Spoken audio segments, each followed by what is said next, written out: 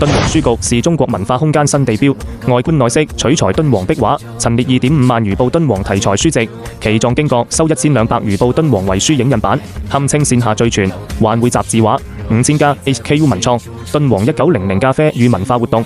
樂動敦煌，敦煌壁畫中的樂舞元素為靈魂，用前沿科技打造沉浸式文化盛宴，全息投影讓壁畫上的計樂走出岩壁，3D 光影複刻洞窟機理，動態聲電系統還原箜篌、拔律等古樂器的悠揚音色，觀眾在虛實交織的空間中，彷彿穿越千年，親歷絲路之上的樂舞狂歡。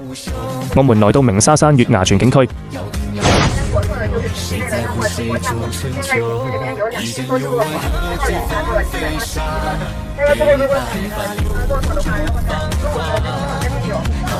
完全咧都真係非常偉大，大家睇睇，真係唔係我講笑，真係好偉大。我們被徹底震撼，這裏既有千年自然奇觀的壯闊，更有生態守護的溫暖。鳴沙山月牙泉位於甘肅敦煌，沙泉共處，沙水共生，是室外風光之一絕，晚上更是此生必看的場面。就係咧敦煌嘅一個好出名嘅沙漠演唱會啦。睇下，哇！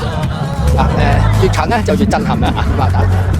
操住各地口音的遊客從四面八方匯聚參加鳴沙山月牙泉星空演唱會，大家都有序排隊爬上沙山，席地而坐。這沒有華麗舞台，天地就是幕布，沒有人工頂燈，星河就是燈光。主持人一句：這場演唱會沒有大明星，你們就是最大的明星。瞬間點燃全場熱情，32台激光燈射出的光束跟住節奏變換，遠處的沙山成了巨幕提詞器，6台投影把歌詞清晰投在沙坡上，滿山的遊客紛紛舉起熒光棒，點亮手電筒，跟住旋律合唱，從流行歌到紅歌，不同語言、不同年齡的人，此刻都成了歌唱家。